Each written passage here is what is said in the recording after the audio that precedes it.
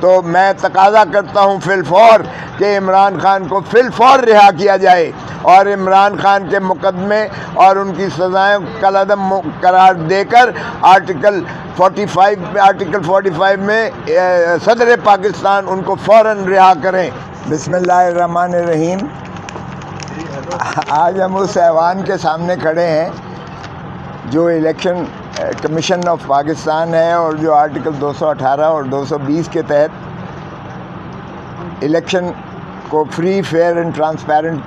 کروانے کی جس کی آئینی ذمہ داری ہے، اور یہ 8 فروری 2024 کا الیکشن جو ہے اگرچہ 6 سال بعد ہوا، جو آئین کی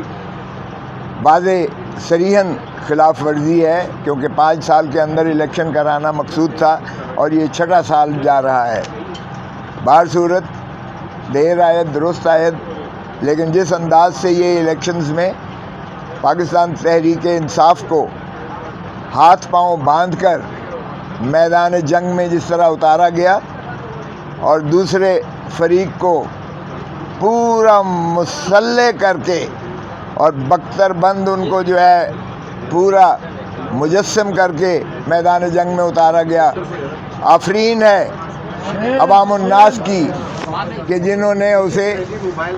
چاروں شانے چت گرایا۔ آئین کے تحت عوام ہی پاکستان کا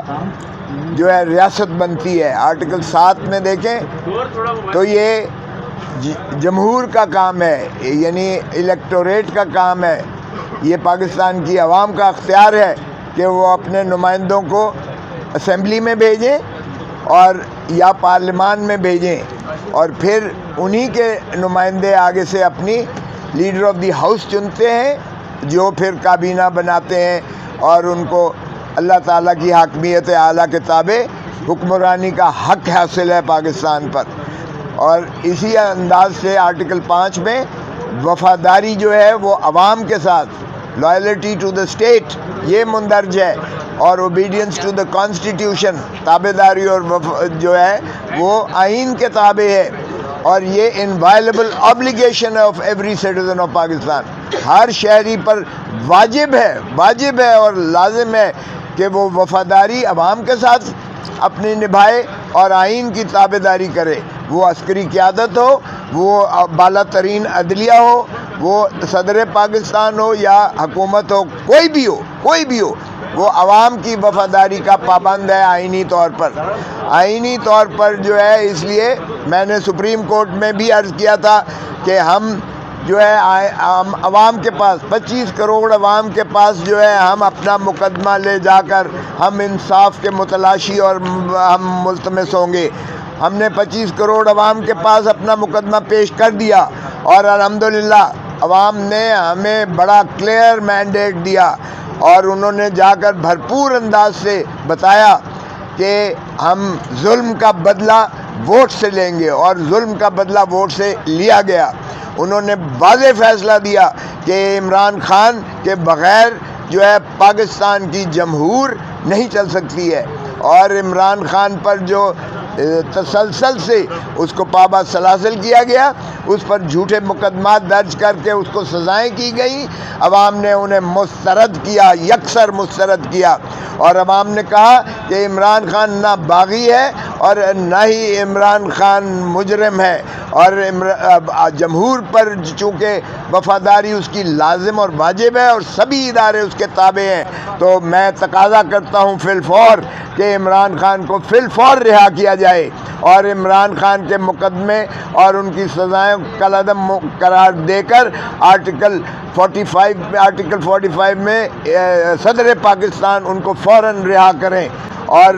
بصورت دیگر فوراً ان کے مقدمات لگائے جائیں، اپیلیں، اور جس صورت سے ان کو تیزی سے ان کو غیر آئینی غیر قانونی طور پر سزائیں کی گئی ہیں اسی طرح ان کو بری کیا جائے۔ اگر ذل سبحانی جو کو تاج پوشی کے لیے لائے گئے تھے، جن کے خواب 8 فروری کو چکنا چور ہو گئے، جن کو عوام نے واضح طور پر مسترد کیا، اگر ان کے مقدمات اس طرح سن کر اور ان کے شواہد کے باوجود ان کو بری کیا جاتا ہے، تو یہاں انصاف کا تقاضا یہ ہے کہ عمران خان جس کے وکیل کو بھی اجازت نہیں دی گئی، جس کا بیان بھی نہیں لکھا رکھا گیا ہے، جس کو صفائی کا موقع بھی نہیں دیا گیا ہے، جس کی بحث بھی نہیں سنی گئی ہے وکیلوں کی، اور ایک بلڈوز کر کے جس کو ایک سکسیشن میں 1 ہفتے میں 3 سزائیں دی گئی ہیں، وہ انصاف کے ایوانوں پر ایک کلنک کا ایسا ٹیکا ہے جو تا حیات جو ہے اس ملک کی عدالتی نظائر پر جو ہے ایک کلنک کا ٹیکا متصور کیا جائے گا۔ تو اس لیے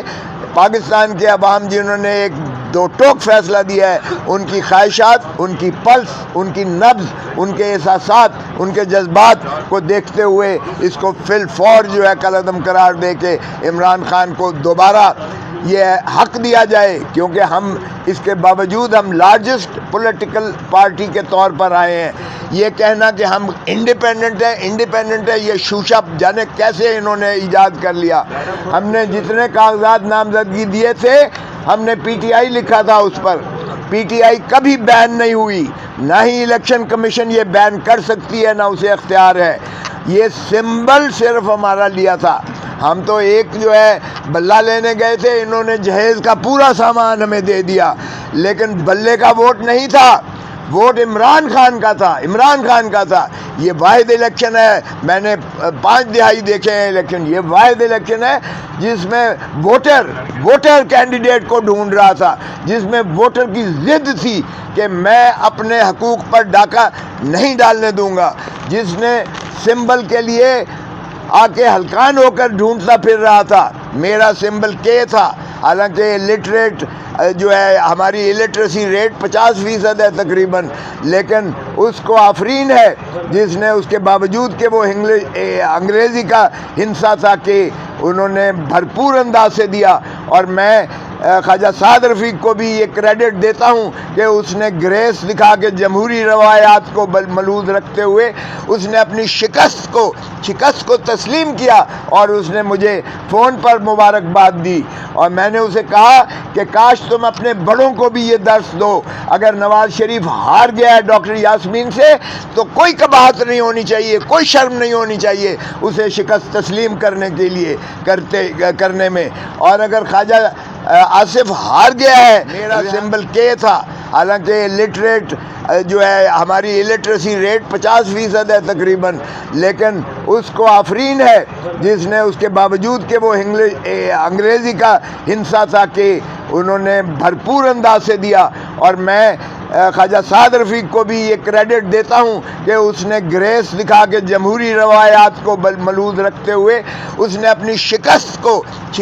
تسلیم کیا، اور اس نے مجھے فون پر مبارکباد دی، اور میں نے اسے کہا کہ کاش تم اپنے بڑوں کو بھی یہ درس دو۔ اگر نواز شریف ہار گیا ہے ڈاکٹر یاسمین سے تو کوئی قباحت نہیں ہونی چاہیے، کوئی شرم نہیں ہونی چاہیے اسے شکست تسلیم کرنے